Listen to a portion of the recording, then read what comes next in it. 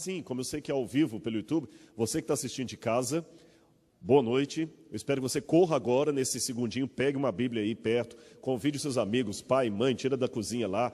Nesse momento pode até desligar Novo Tempo, viu? E assiste aqui com a gente o Fogo Jovem, falei certo? Da Igreja Adventista de Botafogo, no Rio de Janeiro. Você também é nosso muito bem-vindo convidado. Aumentou. Aumentou aqui, enquanto falando, tá certo. Teologia bíblico-contextual. O que eu quero dizer a respeito disso? Nós vamos fazer aqui um bate-papo que eu vou mostrar para vocês um lado da arqueologia pouco conhecido de muitos. Qual que é esse lado da arqueologia? Quando fala de arqueologia bíblica, as pessoas pensam geralmente em arqueologia confirmando ou não as histórias que a Bíblia apresenta, certo? Só que aqui eu quero apresentar um viés um pouquinho diferente. Como a arqueologia pode ajudar a compreender o texto bíblico. Então, falaram comigo que é para deixar ter interação. Se alguém quiser levantar a mão, fazer uma participação, acho que deve ter algum microfone que possa correr no pessoal aí e tudo mais. Eu quero começar com algumas curiosidades. Uma vez eu ouvi um dicionário só de expressões idiomáticas, mas não tinha uma palavra nesse dicionário, só imagens. Se eu mostrar essa imagem para vocês, o que vocês imaginam? Pisar em ovos. Mas isso é literal? O que significa pisar em ovos?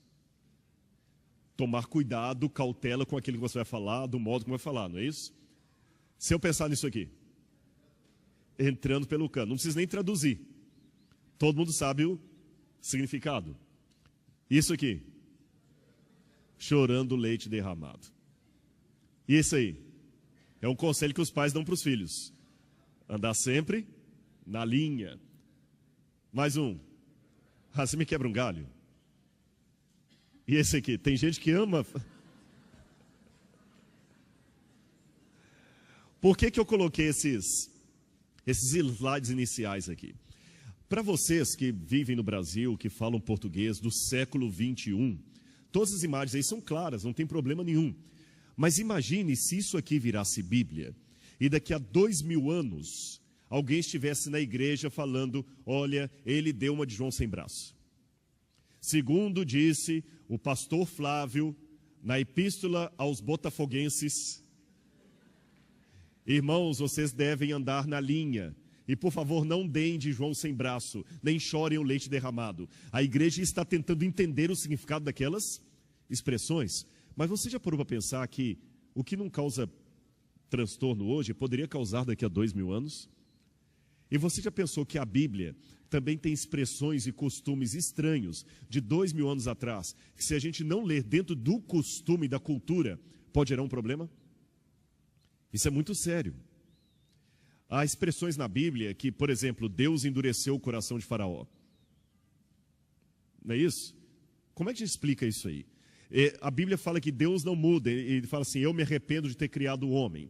Estas expressões, a gente vai hoje tentar entender um pouco dessas expressões e de estranhos costumes da Bíblia à luz da arqueologia bíblica. Como é que a arqueologia me ajuda a entender parte daquelas expressões? Eu posso contar mais uma história de introdução antes de começarmos nos textos bíblicos?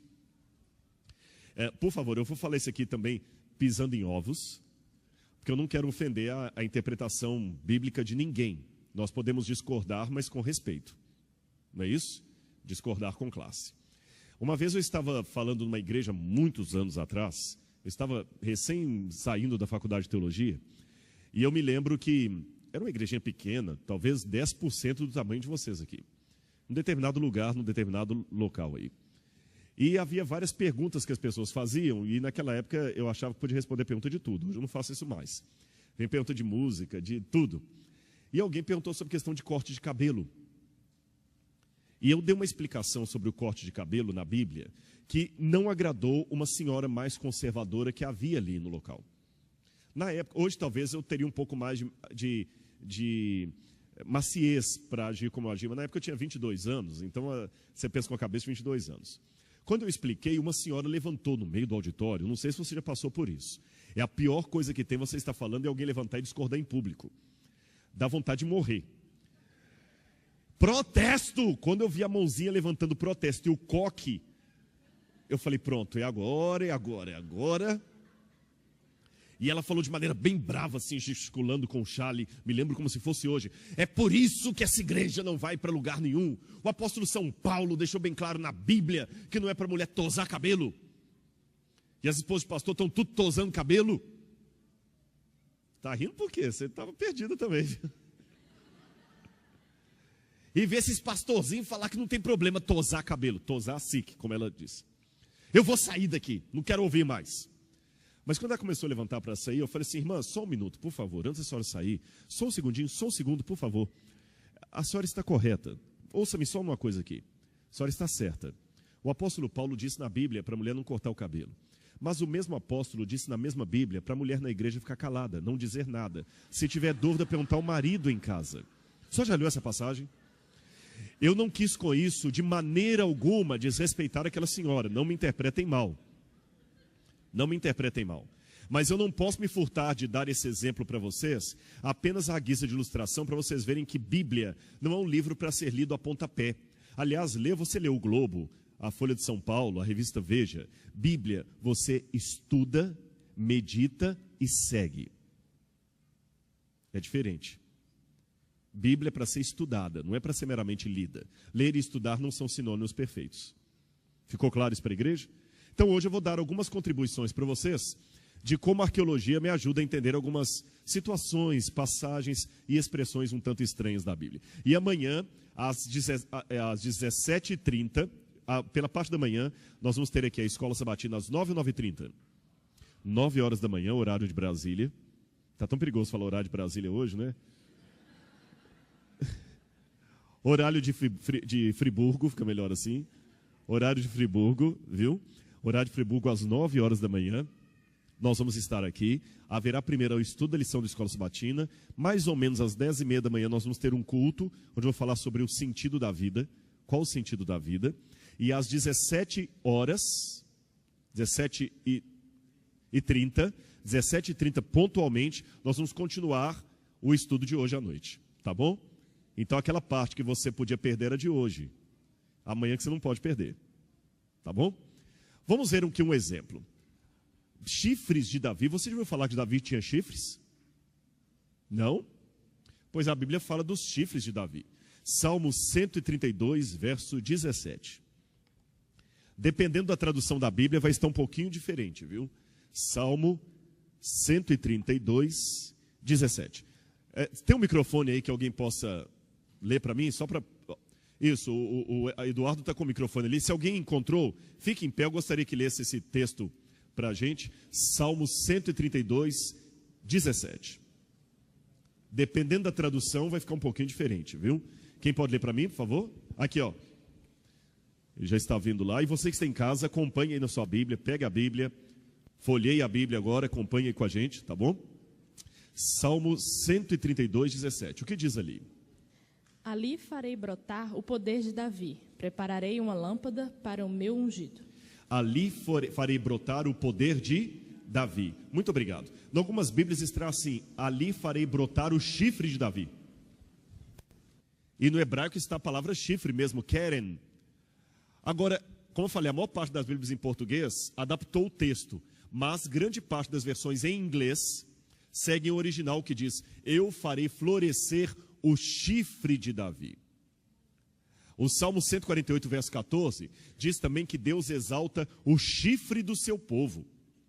E para completar, Deus promete em Deuteronômio 33, 17, conceder chifres fortes àqueles a quem ele escolher. E esse negócio de chifre, principalmente na nossa cultura, é complicado.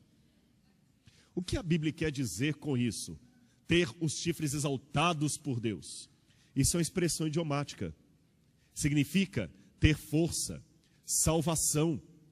Você pode ver no Salmo 92, 10 e 11 isso aqui. Quem pode ler para mim o Salmo 92, 10 e 11? Salmo 92, 10 e 11. Ele vai ler aqui. Salmo 92, 10 e 11. O que diz lá? 10 e 11, né? Isso. Porém, tu exaltas o poder como... O microfone... Tu exaltas o poder, repita, por favor. Porém, tu exaltas o poder como o do boi selvagem. Derramas sobre mim o óleo fresco. Os meus olhos veem com alegria os inimigos que me espreitam, e os meus ouvidos se satisfazem em ouvir dos malfeitores que contra mim se levantam. Muito bem, tu exaltas o teu poder como um boi selvagem. E se você ler por último também, 2 Samuel 22:3, Deus é chamado de o chifre da salvação. Por que a Bíblia faz essa comparação entre chifre e força, poder? Olha que isso até causou um problema numa grande estátua feita por Michelangelo. Vocês conhecem a famosa estátua de Moisés, de Michelangelo, que está na igreja de San Pietro in Vincoli, não é isso? Lá em Roma, San Pietro in Vincoli. Essa é aquela famosa estátua que diz que ela ficou tão perfeita, não sei se é uma lenda ou se é real ou não, dizem que Michelangelo, quando terminou de esculpir, ela estava tão perfeita que ele bateu com o martelo e falou: parla, fala. E olha que Michelangelo, quando retratou Moisés, ele botou na cabeça dele 2 chifres. É porque a Bíblia fala que quando Moisés veio do monte Sinai, havia 2 chifres aqui, mas não eram chifres, eram os raios do poder de Deus. Só que a palavra hebraica keren significa tanto chifre quanto poder. Há outras estátuas de Moisés também que o representam como chifre. Por quê? Na Bíblia latina, que Michelangelo seguiu quando ele fez, eles traduziram a palavra keren, ao invés de força, poder, glória, traduziram por chifre, literalmente. Lembra a expressão pisar em ovos? É como se alguém entendesse aquilo literalmente. E acabou Moisés ficando erroneamente com chifres na estátua, quando deveria ser com raios de luz. Viu como é que uma expressão idiomática muda todo o contexto? E por que o chifre? Gente, imagina o povo de Israel via os animais. Aqueles animais ferozes. Quando ele ia atacar, ele batia o que no outro? O chifre. Então você vê um animal desse, você imagina que o chifre realmente é uma grande força. Aliás, o chifre era um símbolo de tão grande poder que quando havia uma guerra, sabe de que eles faziam as trombetas? De chifre. De chifre. É o shofar. A gente imagina Josué em volta de Jericó com aquelas trombetas de prata compridas, né, medievais. Não. Quando Josué rodou Jericó, os chifres, as trombetas que ele tocavam, eram trombetas de chifres assim. Assim que eram então os chifres usados naquela época, até para guardar azeite também. Quando eles iam ungir um rei, eles colocavam o azeite dentro de um chifre oco. O que significa que ele ia receber poder. Olha aqui também um desenho hitita de uma mulher segurando na mão um chifre. E até os persas também, quando iam consagrar uma terra, eles pegavam um chifre de ouro ou de argila e colocavam azeite e ungiam aquela terra através do chifre. E não precisa ir longe. Com base nisso, fica fácil entender a profecia de Daniel, capítulo 8, que mostra um bode lutando contra um carneiro e fala que o bode tinha chifre e quebrou-se-lhe o grande chifre. No Apocalipse, a besta do Apocalipse tem 10 cabeças, 7 cabeças e 10 chifres, 10 formas de poder. Então aqui vocês entendem claramente a expressão. Agora eu quero mostrar para vocês uma outra passagem. Vamos mudar agora de slide. Muda para o outro lado. Esse aqui eu vou mostrar amanhã. Por gentileza, aquele outro arquivo que está dentro da pasta lá. Este propósito eu quero mostrar só amanhã. Isso. Obrigado. Quem pode ler para mim essa passagem? 2 Coríntios, capítulo 2, versículo 15. Todo mundo está entendendo as explicações que eu estou dando? Estão claras? Agora vamos a 2 Coríntios, capítulo 2, versículo 15. Quem encontrou, só levantar o Eduardo. Eduardo, leva o microfone para vocês. Alguém desse lado aqui agora? Vamos lá? Quem vai? Ele aqui, ó. 2 Coríntios, capítulo 2, versículo 15. Você em casa está acompanhando também, eu espero, né? Abrindo sua Bíblia aí e tomando nota. O que diz esse texto do apóstolo Paulo? Porque para Deus somos o bom cheiro de Cristo, nos que se salvam e nos que se perdem. Leia o verso seguinte também. Para este, certamente, cheiro de morte para a morte, mas para aquele, cheiro de vida para a vida. E para essas coisas, quem é idôneo? Olha que interessante que Paulo falou, nós somos o bom cheiro de Deus em Cristo. Alguma Bíblia traz, nós somos o bom perfume? Várias trazem, nós somos o bom perfume de Deus em Cristo. Para uns, cheiro de vida para a vida, para outros, cheiro de morte. O que significa isso? Nós somos o bom perfume de Deus em Cristo. O que Paulo quis dizer com essa expressão? Olhem aqui. Opa. Isso aqui é uma imagem de Marco Aurélio numa entrada triunfal em Roma. Cada vez que um imperador tinha um domínio militar, que ele conquistava um lugar, ele voltava para Roma e fazia uma parada militar e uma entrada triunfal por um arco do triunfo. Por isso há vários arcos do triunfo em Roma. O arco do triunfo de Tito, o arco do triunfo de Vespasiano, etc. E aqui nós temos um desenho de Marco Aurélio, que viveu evidentemente depois de Paulo, entrando num arco do triunfo. E o que ia ali? À frente dele iria um trombeteiro. Estão vendo? Essa aqui é uma trombeta romana, ó. Um trombeteiro, e cavalos.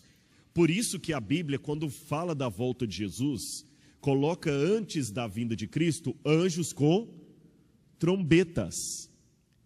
É que a Bíblia foi escrita, irmãos, dentro de uma cultura, e Deus usou os padrões daquela cultura para comunicar a sua mensagem. Você está querendo dizer então que não vai ter anjo com trombeta? Não é bem isso. A questão que quer dizer é que a volta de Jesus vai ser aquilo que você imaginou, mas algo muito maior do que você imaginou. Aqueles desenhos que a casa publicadora faz, ou que você viu em folhetos, aquilo não chega aos pés do que vai ser. Porque Deus está usando categorias humanas para explicar coisas que nós nem imaginamos. Eu vou dar uma ilustração, os irmãos vão entender o que eu quero dizer. Imagine que você pega um índio que nunca esteve na civilização, tá certo? Você pega aquele índio lá do meio da civilização, venda os olhos desse índio, coloque uma venda nos olhos dele, traga esse índio com os olhos vendados até o centro aqui do Rio de Janeiro. Fala um lugar bem agitado aqui no Rio. Falaram um monte aqui. Qual? Lapa? A Lapa, vários falaram a Lapa aí, né? Aí tira a venda dos olhos desse índio aqui, dê um passeio com ele pelo Rio de Janeiro. Leve pela Lapa, Santa Teresa, o Arco de Santa Teresa, Praia de Copacabana, rode com ele por todo o Rio de Janeiro ali, a linha vermelha, tudo. Depois você coloca de novo uma venda nos olhos desse índio e leva lá para onde ele estava. O que vai acontecer com ele? Em primeiro lugar, ele vai chegar assustado. Segundo, ele não vai conseguir ficar calado, porque ele viu coisas tão fantásticas que ele vai querer contar para os seus amigos. Mas quando ele for contar, o que vai acontecer? Falta o que para ele? Vocabulário, nomes e condição de descrever algo que os outros não viram. Como esse índio então vai fazer? O que vocês acham que ele vai fazer? Ilustrar como? A partir de quê? Da realidade dele. Ele vai pegar folhas, árvores, animais e vai talvez tentar falar de um metrô como sendo uma lagarta grande com pessoas dentro, ou uma cobra gigante com pessoas dentro. Ele talvez vai ver um helicóptero e vai pensar no helicóptero como uma libélula gigante. Ele vai imaginar os prédios como se fosse uma árvore de pedra com pessoas morando dentro. E você que mora aqui no Rio sabe que a ilustração dele é muito pequena perto da realidade. Isso aconteceu com os profetas que viram a volta de Jesus. Eles viram coisas tão fantásticas que quando eles foram tentar encontrar no vocabulário humano palavras para descrever, não encontraram. Então o que eles fizeram? Pegaram o mais próximo que eles podiam para fazer uma comparação. Entenderam? E nós que vivemos 2000 anos depois da Bíblia, lemos ainda e temos que fazer outra adaptação. Como eles sabiam que o imperador sempre vinha antecipado por trombetas, Cristo também vem com o arcanjo tocando a sua trombeta. Mesma coisa. E é interessante que o Apocalipse também mostra a volta de Jesus como sendo um cavaleiro que vem com muitos cavalos. E Jesus vai voltar com um cavalo no céu. Voltando ao Arco do Triunfo.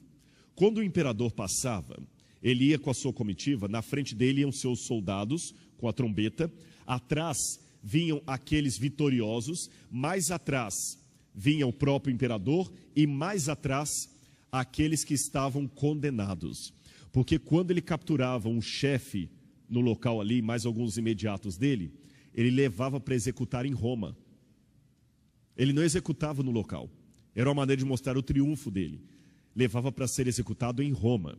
E junto dessa procissão, dessa parada militar, sabe o que ia? Iam escravos jogando perfume na multidão. E aquele perfume que os escravos jogavam era chamado de cheiro de vida para a vida, porque era vitória, e cheiro de morte para a morte, porque não tinha os outros ali todos acorrentados. Então Paulo, fazendo uma comparação, ele ilustra a volta de Jesus como uma grande entrada triunfal de Cristo na história desse mundo. E ele vindo com os seus vitoriosos, muitos machucados, etc., o seu exército, e também aquela mesma visão, que para uns é cheiro de vida para a vida, para outros é cheiro de morte para a morte. Ou seja, eu tenho uma boa e uma notícia para dar para você. A boa notícia é que Jesus em breve voltará, e a má notícia é que Jesus em breve voltará. O que diferencia de ser uma boa para uma má notícia é como você está na sua relação com Deus. Aqui a parada, então vocês agora têm uma noção do que significa Paulo dizer: nós somos para Deus o bom perfume de Cristo, cheiro de vida para a vida e de morte para a morte. Entendem também porque Cristo entrou triunfalmente em Jerusalém? Para ilustrar isso aí. Agora mais uma passagem. Quem pode ler? Sim, fala aqui no microfone. Na anterior, não há um desejo expresso de Cristo, mas na seguinte, me desculpe. Não há um desejo expresso de Cristo de contrastar as glórias do mundo com ostentação ao escolher por mais que tenha sido triunfal, com um jumentinho, que era um símbolo de pobreza, perto de um cavalo, que senão seria o cavalo branco. Muito boa sua pergunta. Vocês entenderam a pergunta dele? Eu achei pertinente. Não haveria nesse quadro aqui uma intenção de Cristo de contrastar um pouco a glória desse mundo com a sua glória? Sim e não ao mesmo tempo. Por quê? Existem dois extremos que nós devemos cometer. O extremo da teologia da prosperidade, que acha que só aquele que é rico que é abençoado, que se você fizer pacto com Deus vai ter tudo, né? E existe o extremo da pobreza franciscana, que acha que Deus só gosta de quando você está pobre, miserável e tudo mais. Na verdade, Jesus estava entrando de maneira triunfal, sim. Mas por que não um cavalo branco e sim um jumentinho humilde? É porque o cavalo, como entrada triunfal, era símbolo dos romanos. Mas na cultura do Oriente Médio, o animal do rei era uma jumenta. Lembra que Balaão tinha uma jumenta. Lembra que Davi também, quem que Davi fez montar na sua própria jumenta? Absalão, que colocou as vestes e montou na jumenta do rei, não é isso? Fez montar na jumenta do rei. Então a jumenta era o símbolo dos reis do Oriente Médio. Então Cristo entrou de maneira triunfal, mas não à luz de Roma, à luz do Oriente Médio. Então ele contrastou o tipo de glória dele com a glória do mundo. Nesse sentido, você está correto. Ou seja, até as pessoas que têm posses e que são cristãs, ele tem que ser rico, mas ele tem que ser rico diferente do rico que não é de Cristo. E quem é pobre tem que ser diferente do pobre que não é pobre de Cristo. A nossa maneira de agir. Olha, mas pegando a carona de você ter se manifestado, se houver outra pergunta, observação, gente, aqui eu quero fazer uma grande sala de aula, tá bom? Foi o acordo que o pessoal pediu para fazer, não é isso?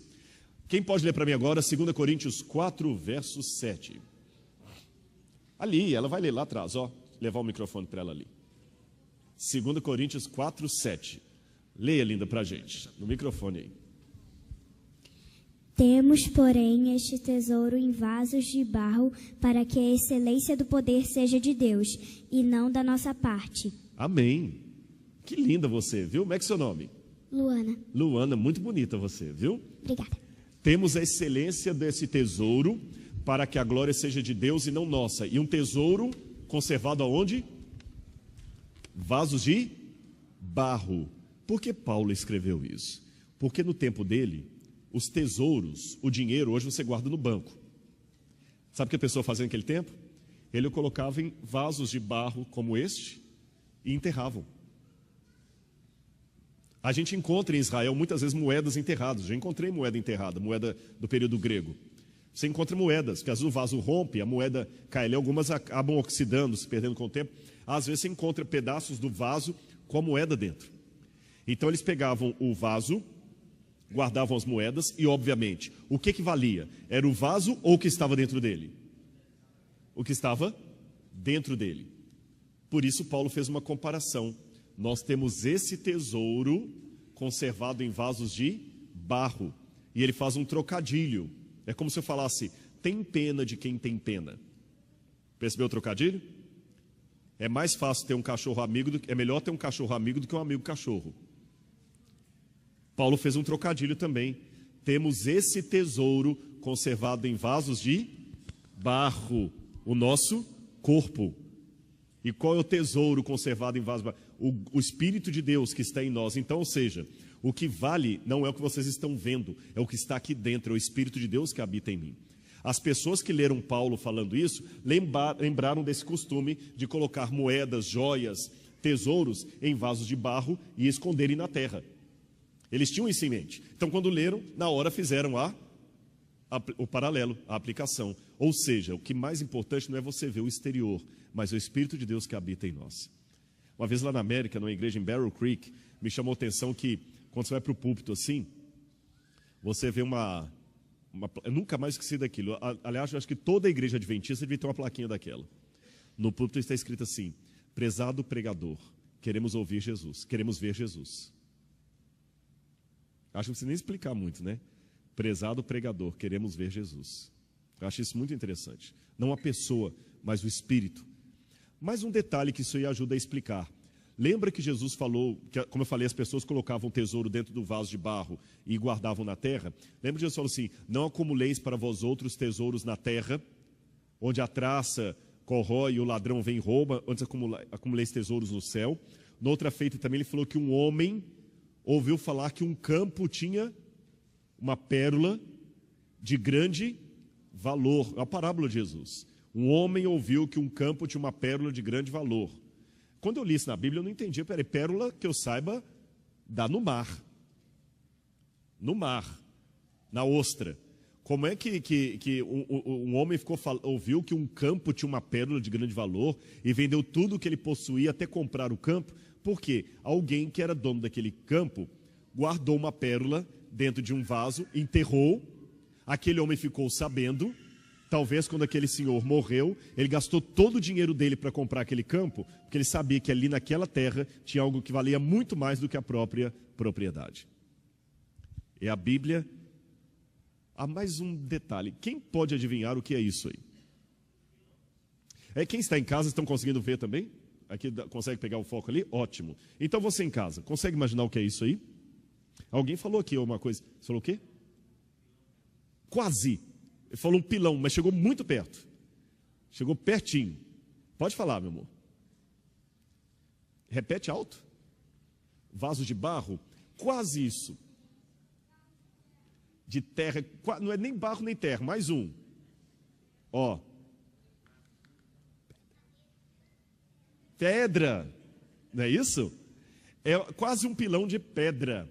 Sabe que cidade que foi isso aí? Cidade de Cafarnaum. Vocês estão notando que bonito está acontecendo? Que até as crianças estão prestando atenção. A Bíblia chama atenção de adulto, de criança, né? Isso é da cidade de Cafarnaum, onde morou Jesus. Jesus morou aqui. Em Cafarnaum tem esses moinhos de pedra. E essa parte aqui, olha, onde está o cone, é o côncavo e o convexo, né? Você coloca uma em cima do outro. Então essa aqui, a parte fica embaixo, e essa outra parte entra em cima como uma tampa. Como a tampa. Assim, ó, que eu tenho as duas partes, ó. A que fica embaixo, fixa, e a de cima. Aqui eles colocam um pedaço de madeira, aí colocam uma sobre a outra, jogavam o trigo ali em cima, iam rodando e triturando o trigo até virar farinha e fazer o pão. Agora uma notícia triste. E não pensem em Lei Maria da Penha, era o costume da época, viu? Mulheres que faziam esse serviço. E geralmente eram duas mulheres. Duas mulheres que faziam o serviço. Por que vocês acham que eram duas mulheres? Não, justamente o contrário, por terem duas mulheres gostavam de conversar. Era o momento que elas ficavam conversando. Mas isso aqui não é uma piadinha machista, não. Mulher tem muito mais interpessoalidade que o homem. Porque a mulher comunica mais. Mulher, pode olhar, sempre manda e-mail para amiga, aquela coisa toda, não é isso? WhatsApp, o gatinho dando feliz sábado. De cada 10 gatinhos de WhatsApp que você recebe, 9 é de mulher, 1 é de homem. E olha lá, mas a mulher tem um poder de convencimento muito grande. Satanás precisou usar toda a astúcia da serpente para convencer Eva a comer do fruto. Eva bastou dizer a Adão assim, quer uma mordida? Mas as mulheres têm mais interpessoalidade. Por isso que eram duas mulheres, geralmente, que trabalhavam no moinho. Duas mulheres trabalhavam no moinho. Havia outros tipos de moinhos também. Havia esse menor aqui, onde triturava o trigo. Esse outro aqui. Estão vendo aqui? Olha, uma pedra e outra aqui. Eu tenho, inclusive, uma imagem egípcia de uma mulher fazendo farinha para produzir o pão. Outra mais aqui, ó. Desde a época do Egito. Havia esse outro moinho pequeno também, que elas iam rodando como uma manivela assim, e ali tiravam toda a farinha para produzir o pão. Aqui você tem a mulher trabalhando. Mas pensando especificamente naquele que eu mostrei para vocês, duas mulheres sempre trabalhando juntas no moinho. O que lembra essa imagem de duas mulheres trabalhando no moinho? Essas são imagens de 1930, mostrando que o costume dos beduínos ainda é o mesmo costume de 2000 anos atrás. Duas mulheres no moinho, assim que era o costume. Nunca era um homem que fazia serviço, sempre eram duas mulheres. Vamos abrir a Bíblia agora em Mateus, capítulo 24. Mateus, capítulo 24.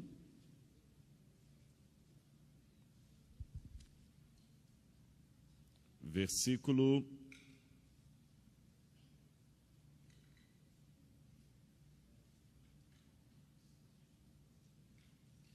só porque eu quis ler antes aqui, eu mudei de Bíblia. Aqui, Mateus capítulo 24, versículos 40 e 41. Mateus capítulo 24, versos 40 e 41. Quem pode ler para mim? Isso, pode ler. Aqui, ó. Você leu 40, ela leu 41, tá bom? Ele vai ler o 40 e ela vai ler o 41. Então, estando dois homens no campo, será levado um e deixado outro. Isso. Olha, os homens trabalham geralmente no campo. Não é isso? Lembra que eu falei que as mulheres trabalhavam no moinho? Dois homens estarão no campo. Um será tomado e deixado o outro. E as mulheres? Duas estarão trabalhando no moinho, uma será tomada e deixada a outra. Perceberam? Duas estarão trabalhando no moinho, uma será tomada e deixada a outra. Olha que interessante isso. Duas mulheres estarão trabalhando no moinho, uma será tomada e deixada a outra. Perceberam de onde que vem essa ilustração? Mas agora eu quero aproveitar e aproveitar que a tampa caiu. Oi? Era o moinho, exatamente. Eu quero aproveitar e quero explicar para vocês como é que o contexto me ajuda a ver uma passagem que o pessoal entende errado. Novamente, como eu falei a princípio, aquela questão do corte de cabelo, que eu não queria ofender ninguém, eu respeito aqueles que pensarem diferente de mim. Tá bom? Eu respeito, mas deixe-me expressar aqui a minha opinião à luz da Bíblia. Existe uma passagem pertinho de onde eles leram aí, que algumas pessoas entendem que Jesus vai voltar de maneira secreta e arrebatar a igreja. Inclusive fizeram até um filme, um livro de Tim LaHaye, chamado Deixados para Trás. Lembram disso? E a passagem-chave que usa é essa aqui, ó. Mateus capítulo 24, é pertinho de onde eles leram ali, ó. Verso 40, dois estarão no campo, um será tomado e deixado o outro. Dois estarão trabalhando no moinho, uma será tomada e deixada a outra. Por isto vigiai, pois não sabeis em que dia vem o vosso Senhor. Já viram essa passagem? Vocês já viram que muitos se aplicam, até fizeram um filme. Quantos assistiram esse filme, Deixados para Trás? Vários. E com essa passagem falou o seguinte: muitos serão tomados. E como é que geralmente essa passagem é explicada? Que quem vai ser deixado para trás é aquele que não fará parte do arrebatamento. Você sabe que uma vez esse negócio foi tão sério que, embora os adventistas do sétimo dia tenham uma interpretação diferente sobre a volta de Jesus, até o pastor Roberto Rabelo já foi envolvido nisso. Como eu sei que por muitos e muitos anos, o pastor Roberto Rabelo gravou aqui, nos estúdios da Rua da Matriz, aqui atrás, A Voz da Profecia, eu me lembro que eu estava como distrital lá em Minas Gerais, isso foi em 1993. Não sei quantos se lembram que saiu a conversa que o pastor Rabelo tinha sido arrebatado. E eu me assustei porque a coisa se alastrou por tal... Alguém lembra de ter ouvido falar isso na época? Deixa eu ver. Alguns lembram, né? E eu ouvi várias versões que o pastor Rabelo tinha sido arrebatado. Eu falei, gente, mas como? A gente não pensa assim, não é assim que a gente interpreta a volta de Jesus. Olha como é que quem conta um conto aumenta um ponto. O pastor Rabelo, ele estava morando em Curitiba na ocasião, a irmã Edith era a esposa dele, e ele saiu de casa, ele já estava bem idoso, e ele demorou a voltar, a esposa ficou preocupada, ligou para a associação para saber se ele tinha passado por lá e foi aumentando a coisa, igual o telefone sem fio. Pastor Rabelo está aí? Não está, pastor Rabelo sumiu, pastor Rabelo foi sequestrado, pastor Rabelo desapareceu, pastor Rabelo foi arrebatado. E a coisa foi aumentando. Quando chegou lá em Minas Gerais, eu não sei qual a versão que vocês ouviram, eu ouvi duas. Uma delas que eu ouvi, que a esposa entrou no quarto, ele já não estava mais lá, mas a cama dele estava toda dobradinha, os lençóis, o pijama, igual os lençóis de Cristo. A outra chegou a irmã para mim e disse, ai, que glória, pastor. Eu falei, o que foi? Pastor Rabelo foi arrebatado. Eu falei, como é que foi isso, irmã? Ai, eu estou até emocionado, irmã, mas não é assim. Não, ele disse que ele estava assim. A esposa dele estava trabalhando no jardim, e assim, aí ele chegou atrás dela e falou assim, ó, querida, até o céu. Quando ela voltou, só estava o chinilinho dele no chão. Eu lembro que depois, se eu não me engano, foi o pastor das Reis, me recordo bem, parece que ele teve que publicar no jornal da Voz do assim, pastor Rabelo não ressuscitou, ele está entre nós. Não ressuscitou, não foi arrebatado. Agora, eu vou explicar para os irmãos, em primeiro lugar, a volta de Jesus não será algo secreto. A Bíblia sempre fala que a volta de Jesus será algo visível no céu, com poder e grande glória. E como é que explica esse texto? Muito simples. O que é que eu estou mostrando através da arqueologia aqui?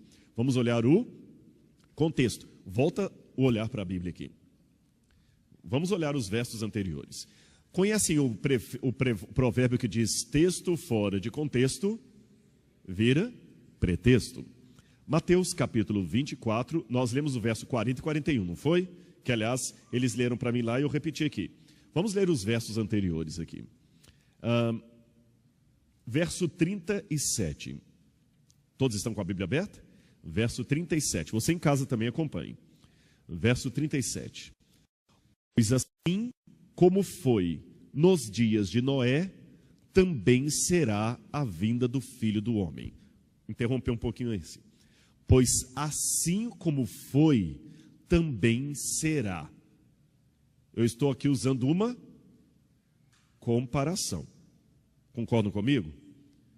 Assim como foi os dias de Noé, será vindo o Filho do Homem. Então vamos ver como foi os dias de Noé. Porquanto, assim como nos dias anteriores ao dilúvio, comiam e bebiam, casavam e davam-se em casamento, até o dia em que Noé entrou na arca. Ou seja, antes do dilúvio estava todo mundo trabalhando nas suas atividades normais. Até o dia que Noé entrou na arca. Até o dia que Noé entrou na arca. Verso 39. E não o perceberam, senão quando veio o dilúvio e os levou a todos. E os tomou a todos, os levou. Ou seja, o pessoal estava feliz, seguindo a sua vida normalmente, até que Noé entrou na arca e veio o dilúvio e os levou. Quem foi levado pelo dilúvio? Quem se salvou ou quem se perdeu? Quem se perdeu. Porque foi afogado. Não é isso?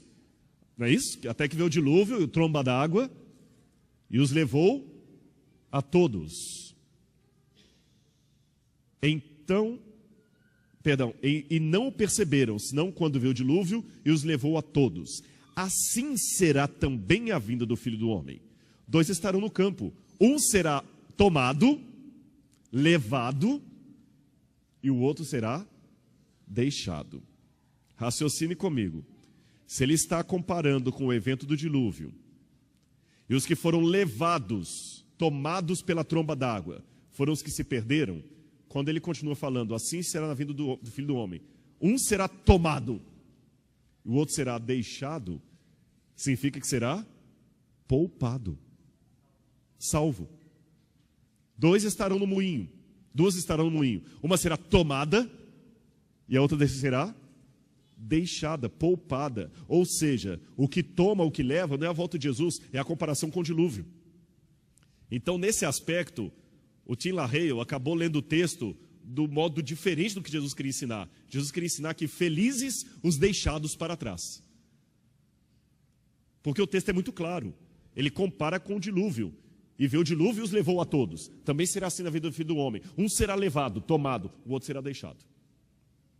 2 estarão no campo. Um será levado, tomado, o outro será deixado, poupado. Viu como é que apenas lendo o contexto você esclarece muito? Vamos continuar aqui. Ainda temos mais 10 minutos. Dá para a gente continuar mais um pouco aqui. Estão gostando? Vocês acham que fica gostoso estudar a Bíblia assim? Pois não. Pastor, surgiu uma pergunta aqui. Tem um texto em Romanos que diz: miserável homem que sou, quem nos livrará do corpo dessa morte? Existe alguma figura de linguagem nesse texto sobre livrar do corpo da morte? Existe uma ideia. Por muito tempo, alguns pensavam que os romanos tinham o costume de amarrar o cadáver da pessoa que você assassinou no seu corpo, como forma de putrefação. Mas na literatura romana é difícil perceber se os romanos realmente praticavam esse ato, é uma coisa meio obscura. O que temos mais certos é que os cartaginenses faziam esse tipo de coisa. Um rei cartaginense, ele quando capturou os inimigos, ele pegou e amarrou corpos nas costas dos inimigos e obrigou os inimigos a andarem com carcaça de cadáver nas costas, com uma maneira de punição. Coisa de guerra.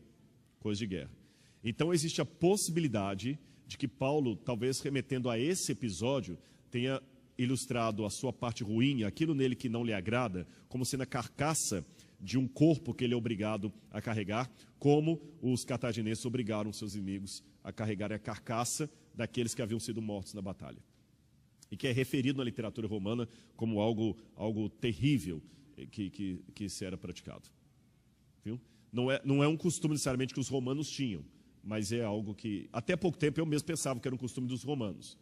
Mas depois, lendo a fonte primária, percebe-se que não. Os romanos fazem referência a esse costume, mas como uma coisa odiosa que foi feita em momento de guerra. Tá certo? Mais alguma questão aí? Vamos para mais um texto, então? Refeições. Eu quero terminar hoje falando sobre refeições. Como eram as refeições nos tempos bíblicos? Você já notou como é que a Bíblia fala de comida? O pecado no mundo entrou por causa de uma comida errada, não é isso? Jacó compra a primogenitura do irmão por causa de um guisado de lentilhas. Jesus, na oração do Pai Nosso, fala: o pão nosso de cada dia nos dá hoje. A traição de Cristo foi durante uma refeição. O Salmo 23 fala que prepara uma mesa na presença dos meus adversários, uma refeição. O fruto da árvore da vida. A Bíblia parece que é um livro de culinária. Só fala de comida, comida, comida. Mas a relação que eles tinham com a comida é diferente da relação que você e eu temos com a comida. Embora nós tenhamos problemas com fome no Brasil, ele não é tão próximo de nós como em alguns países onde a fome é algo terrível mesmo. Eu não sei se alguém aqui já teve a desdita de experimentar fome. Quando digo fome, é fome mesmo, não é que nós estamos com a fome, não. É não ter o que comer. E nos tempos bíblicos, especialmente no Oriente Médio, a comida era escassa. Você não tinha comida para comprar no supermercado toda hora. Então eles tinham um costume interessante. Só havia 2 refeições diárias. Não havia esse costume que nós temos de comer entre as refeições. E comer era um ato sagrado, porque era tão rara a comida, que olha que curioso. Se você me chamasse assim, Rodrigo, vamos almoçar amanhã na minha casa, eu falo, desculpa, não dá, tudo bem. No Oriente Médio, se você convida alguém para comer com você e ele não aceita, é uma ofensa muito grande. Muito grande.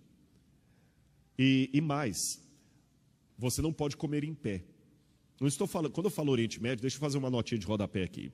Se você for a Israel hoje, Jordânia, você tem Pizza Hut. No Egito tem Pizza Hut, tem McDonald's, tem essa junk food americana todinha lá. Eu estou falando, quando eu falo Oriente Médio, eu estou falando mais dos tempos bíblicos. E quando eu refiro aí, eu falo mais dos beduínos, povos que ainda mantêm aquelas tradições milenares. Tá certo? Que o pessoal, eles têm uma ideia errada do Brasil lá fora, e a gente tem uma ideia errada. Lá fora, por exemplo, tinha gente que me perguntava se não tinha medo de cobra. Que eles pensavam que o Brasil tinha 2 grandes cidades, São Paulo e Rio de Janeiro, e o resto era uma floresta. E tem gente que pensa também que em Israel estão os meninos andando com bazuca aqui e tudo e tal, né? Não é bem assim, não. Mas falando da cultura antiga do Oriente Médio, você não pode comer em pé. Comer em pé é uma tremenda falta de reverência e educação. Você tem que se reclinar para comer. Tem que ser algo calmo. Não se pode. 2 refeições por dia. Apenas quem fazia a terceira refeição eram trabalhadores braçais. Então, tocado, pode ler. Você se sentiu tocada? Então, cadê o microfone? Lê no meu aqui mesmo. Pronto, aqui já está trazendo aqui. Ó. Eu vou ter que fazer assim agora. Eu vou ter que, se sentir tocado, que vai ler. E sendo já a hora de comer, disse-lhe Boaz, achega-te aqui e come do pão, e molha o teu bocado no vinagre. E ela se assentou ao lado dos segadores, e lhe deu do trigo tostado, e comeu e se fartou, e ainda lhe sobejou. Tá vendo? Então Boaz falou, Ruth, vem cá, come aqui com a gente, com os trabalhadores, né? E geralmente eram sementes tostadas que eles comiam, grãos. Na verdade não era vinagre, era vinho, eles traduziram por vinagre aí, a palavra é aim, na verdade era põe a mão no teu vinho. E a palavra aim pode ser tanto vinho fermentado como não fermentado. Não é vinagre não, porque vinagre é vinho estragado, né? Eu até nem sei porque essa tradução vinagre. Se for a palavra tirosh é vinho não fermentado. Aim é o vinho, pode ser tanto vinho de maneira geral. Alguma outra Bíblia traduziu como vinho aqui? Vinho, né? A sua tá vinagre, né? Pois não, Ivan. Doutor Ivan. Prazer, Rodrigo. Só para aproveitar o gancho, a questão do álcool, vinho sem fermento, Deixa eu colocar uma notinha de rodapé aqui, então. Vou pedir para vocês uma coisa, eu tinha que terminar 9h30, pode terminar 9h40? 9h40, ninguém vai perder o ônibus, ninguém mora em Jaçanã, né? Oi? Vou direto até a escola sabatina amanhã, então, né? As crianças dormiram mesmo? Tá. Então, a questão do vinho. Existem algumas palavras para vinho em hebraico. Falei da palavra aim, que significa vinho de uma maneira geral. Você tem a palavra sícara, que é bebida forte. Pode ser vinho, cerveja, qualquer bebida alcoólica forte. Você tem a palavra destilada. Você tem a palavra tirosh, que é o... Ficou bonito? Eu não sei de onde essa foto vai depois, a gente vai... Falando, mas não tirou melhor aqui, vamos aqui, ó. Brincadeira. O que eu estava falando mesmo? O tirosh é o vinho não fermentado, é o suco de uva. No Novo Testamento, em grego, você tem a palavra oinos, que significa tanto o suco de uva como o vinho fermentado. Na Bíblia, existem alguns momentos em que o vinho fermentado foi usado, sim, e Deus tolerou, claro. O caso de Noé, que se embriagou com o vinho fermentado. Nós temos o caso de Ló, que se embriagou com o vinho fermentado. Mas o vinho fermentado nunca foi algo que a Bíblia tratou muito bem, foi tolerado. Houve algumas coisas que Deus tolerou por uma época, como as guerras, por exemplo, mas aos poucos foi indicando o povo a não usar aquilo. Por exemplo, o fermento, por essa razão, sempre foi colocado na Bíblia como símbolo do pecado, para que as pessoas não fossem estimuladas a beber bebida fermentada. Só que nós temos um problema, a uva só dá uma vez por ano. Eu não sei no Brasil como é, lá em Israel geralmente é no mês de setembro, que é o mês da primavera. Aqui, não, primavera não, desculpa. É primavera no Brasil, agora eu me esqueci. Outono, está começando o outono. É geralmente na primavera, no início do outono, que dá, primavera no Brasil, que dá a uva em Israel, no Oriente Médio, uma vez por ano. Se a uva só dá uma vez por ano, como é que você vai armazenar não alcoólico o ano todo? Eles faziam da seguinte maneira: vinho de passas. Era um suco de passas. E eles misturavam bastante água, justamente para dar para as crianças e para as pessoas não embriagarem. Tá certo? E quando o outro já estava fermentado, eles misturavam bastante água ali, e havia até uma questão aí medicinal. Não como remédio, mas como profilaxia, porque a água não tinha tantos filtros como hoje, a água era muito contaminada. Então a maneira que você tinha de tomar uma água menos contaminada ou matar as bactérias, os germes, embora Pasteur não tivesse falado disso ainda, mas já tinha uma noção que a água estava contaminada, eles misturavam um pouco do vinho alcoolizado mesmo na água para limpar a água, para purificar a água. Por isso que Timóteo tinha muitas dores de estômago, possivelmente por causa da água que ele bebia. E Paulo falou assim: olha, Timóteo, mistura um pouquinho de vinho na água e toma. Não era como remédio, é para poder purificar a água, e talvez aquilo ali que estava causando as dores estomacais de Timóteo. Lembra que Jesus transformou a água em vinho? Quando Jesus mandou encher as talhas de pedra, ninguém se surpreendeu, porque ele poderia misturar a passa ali. Como é que ele ia fazer aquilo tão rápido? Mas eles se surpreenderam que ele tornou aquilo ali num vinho recém-colhido. Isso que foi um milagre. Ele tornou aquela água num vinho recém-colhido. Como é que a gente pode fazer isso? Onde é que ele conseguiu isso aqui? Então, na minha opinião, não usou passas, ele transformou água em vinho. Com passa é fácil, exato. Por isso, quando ele fala assim, encha de água, eles encheram sem muita surpresa, porque pensaram que ele ia talvez tentar arrumar alguma coisa ali. E ele transforma a água em vinho. Na minha opinião, não era o vinho fermentado, porque Jesus não iria usar algo fermentado numa cerimônia como o casamento, muito menos na Páscoa, quando você não podia ter nada fermentado, até o pão era sem fermento. Então, na Santa Ceia também não poderia ter vinho fermentado. Não sei se isso aí já ajudou. A comida do rei não tem só ali a pureza dos alimentos, mas também tem a parte religiosa, que os alimentos eram oferecidos aos deuses. Ídolos. Exatamente. Né, antes de serem comidos. É isso mesmo. Mais alimentos sacrificados aos ídolos. Esse era o problema de Daniel. Mas voltando aqui, o único dia que havia uma refeição ao meio-dia, do almoço, era no sábado, no Shabat. Agora, a principal refeição era à noite. E havia a etiqueta de lavar as mãos e os pés antes de comer. Lembram que a Bíblia fala de Eliseu, que era aquele que deitava a água nas mãos do seu senhor na hora de comer. Aqui nós temos uma fotografia egípcia. Lembra que eles perguntaram a Jesus: os seus discípulos comem sem lavar as mãos? Era uma questão cerimonial. Comia-se geralmente reclinado. Essa era a postura que as pessoas comiam. As pessoas pensam geralmente na Santa Ceia, deixa eu ver se eu tenho uma foto aqui, assim, não é? Não é a imagem que o pessoal tem na Santa Ceia? Leonardo da Vinci? Em Santa Maria delle Grazie, em Milão, que está esse afresco. Não era assim que as pessoas sentavam. Eles se reclinavam, mais ou menos assim como os gregos. E aqui nós temos essa casa chamada Triclínio, uma casa de refeições em Pompeia, que você vê, havia um tablado mais ou menos dessa altura aqui, ou rente ao chão, onde as pessoas reclinavam-se mesmo para comer, como nessa fotografia aqui. Só há um erro nesse desenho, é que as pessoas estão com sandálias. O artista fez muito bem o desenho, mas ele cometeu um pecado aqui. As pessoas tiravam os sapatos e lavavam os pés antes de comer. E havia algumas regras de etiqueta. Se você viesse comer em minha casa, para você ser bem recebido, o que eu tinha que fazer?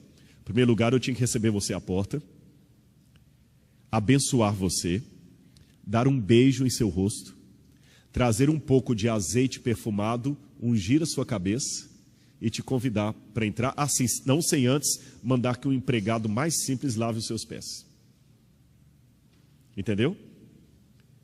Lembra, olha, veja bem, as regras: eu recebo você, pronuncio uma bênção, te dou um beijo, trago azeite perfumado para ungir sua cabeça, depois eu mando lavar os seus pés e te convido para a minha mesa. Lembra o que diz o Salmo 23? Unges-me a cabeça com óleo, o meu cálice transborda. Quer dizer, o Senhor me recebe bem na casa dele. Lembra que uma vez também Jesus estava numa ceia na casa de Simão e Maria Madalena chegou, todo mundo sentiu um cheiro de perfume e Jesus fez uma reclamação com Simão. Simão, desde que eu cheguei aqui, você não me deu beijo, não lavou os meus pés. Mas essa mulher que você diz que é pecadora, ela não para de lavar os meus pés e enxugar com os próprios cabelos, com suas lágrimas. Então, Jesus estava reclinado assim, Maria Madalena veio aqui por trás e começou a lavar os pés de Jesus aqui. A gente pensa assim, exatamente, era desse jeito. Quando Jesus lavou os pés dos discípulos também, a gente tem aquela imagem de como nossas mãos estão sendo na igreja. Jesus pegando um banquinho, estamos sentando, ele levantou-se da mesa, cingiu com uma toalha e foi por trás lavando o pé de cada um. Possivelmente assim. Possivelmente, eu estou fazendo um levantamento de acordo com as possibilidades culturais da época. Lembram também, uma outra coisa que acontecia, quando as pessoas estavam reclinadas à mesa, havia música. Muita gente cantava para alegrar quando era uma festa especial. Há um outro detalhe curioso, as pessoas não comiam carne todos os dias. A carne era consumida no máximo 3, 4 vezes por ano. Porque como a carne era rara, só quando havia algo muito importante para você mandar matar um animal e comemorar. O sacrifício, aí só o sacerdote que participava, e os levitas. Quando é que o pessoal comia carne? Na Páscoa, que era o Cordeiro Pascal, ou quando tinha uma festa muito importante, eles comiam a carne. Lembra que o filho pródigo, o mais velho, reclamou com o pai: pai, há quanto tempo eu te sirvo, o senhor nunca me deu um cabrito para eu celebrar com os meus amigos? E tem mais outra coisa da parábola do filho pródigo que ilustra isso aqui. Lembra que eu falei que as pessoas ficavam cantando e dançando, enquanto todos ficavam à mesa comendo? Quem pode ler para mim Lucas, capítulo 15, versículos 24 e 25? Lucas 15, 24 e 25. Posso fazer uma pergunta? Pode. Na verdade, são 3 em 1. Pode só terminar essa parte aqui, só para não quebrar o raciocínio? Lucas 15, 24 e 25. Aproveita e lê esse texto então para mim, por favor, Cid. É que já bateram o sinal ali que tem que terminar meu sermão, viu?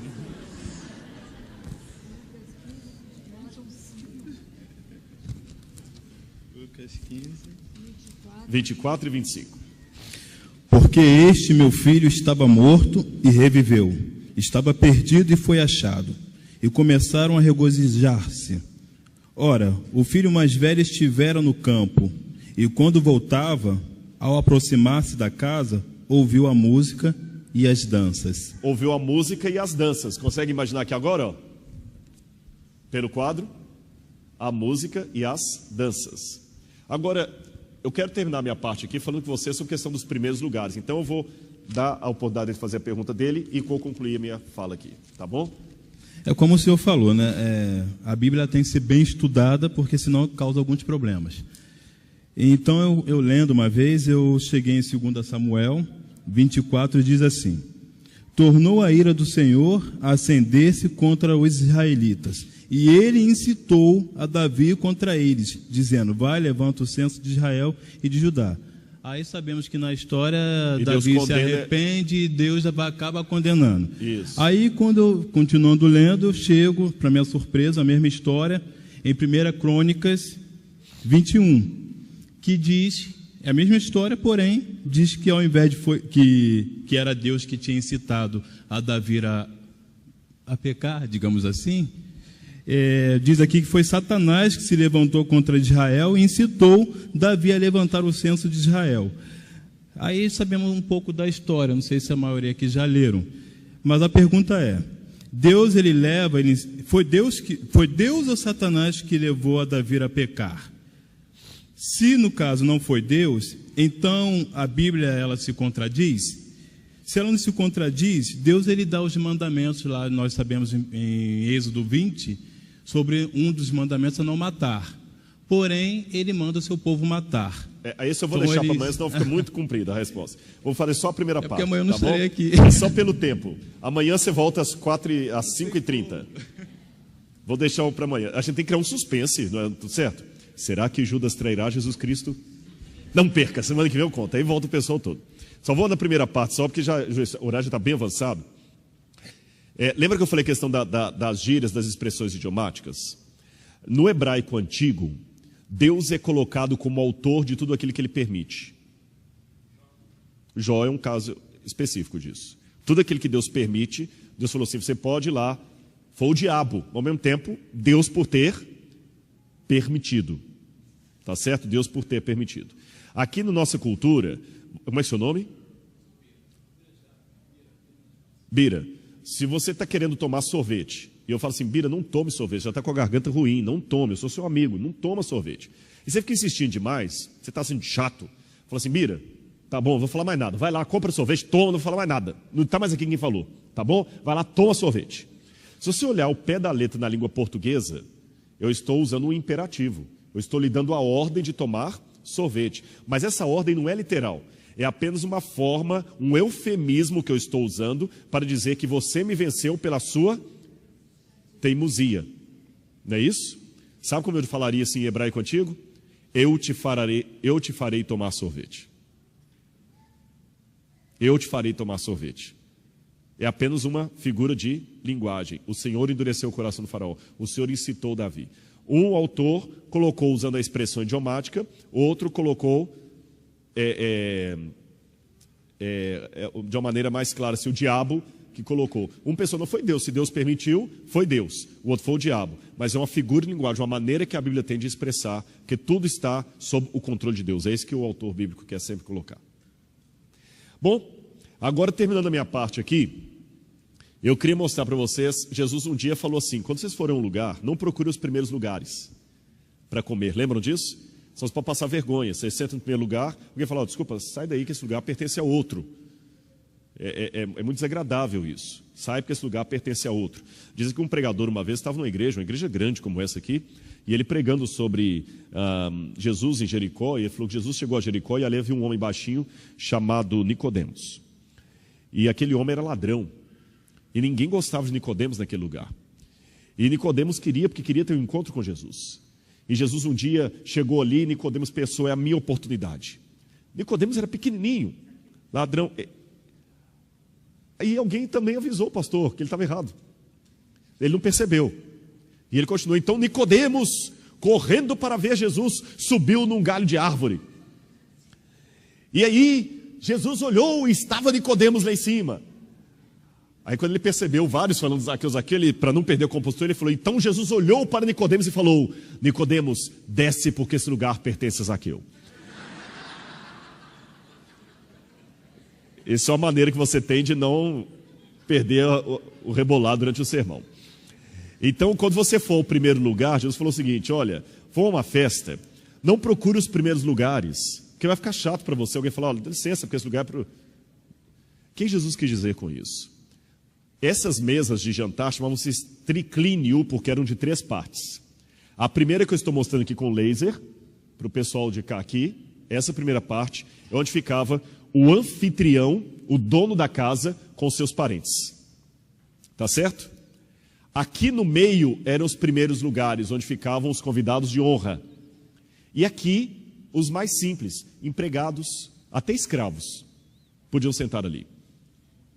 Lembra que Davi e Mefibosete comiam à mesa do rei? Ficou claro isso para os irmãos? Então aqui eram os parentes, os primeiros e os mais simples. Exatamente. E a Santa Ceia também é algo assim. Agora vamos ver o que aconteceu aqui. Onde é que estaria Jesus ali na Santa Ceia? Se a Santa Ceia era algo assim, diferente do quadro Leonardo da Vinci, a gente imagina Jesus no meio, 6 de cada lado. Não é isso? Onde vocês acham que Jesus estaria? Só vou falar amanhã às 17h30. Então amanhã eu conto com vocês aqui às 17h30 para a gente continuar esse estudo. Eu falar onde estava Jesus, onde estava João, onde estava Pedro e onde estava Judas. Tá bem? E você que está em casa amanhã, vai ter também transmissão ao vivo, pessoal? Vai ter? Você que está em casa amanhã, liga aí no canal do YouTube, às 17h30 aqui da Igreja de Botafogo, para você acompanhar o estudo da Bíblia. Vamos ficar em pé, fazer a oração final, e amanhã às 9 horas, Escola Sabatina aqui. E mais uma vez, muito obrigado a todos que vieram. Você continua sendo o nosso convidado amanhã e que a graça de Deus esteja com todos, viu? Oremos. Obrigado, querido Deus, pelas muitas e muitas bênçãos que temos recebido de Ti. Obrigado por esse estudo gostoso que tivemos aqui da Bíblia, Senhor. Até as crianças participaram. Obrigado porque a Tua palavra nos dá informação, conteúdo, mas acima de tudo, nos traz a salvação. Aquela salvação que nos vem do céu, do trono de Deus e chega até o nosso coração, nos revelando a certeza de que não estamos sós, de que nós temos um Pai. Guarda-nos, Senhor, para o Teu reino e acompanha-nos de volta aos nossos lares. Eu te peço em nome de Jesus. Amém. E amanhã, na parte da manhã, qual o sentido da vida? É o tema do nosso sermão. Que Deus abençoe cada um de vocês. Muito obrigado por terem vindo, viu?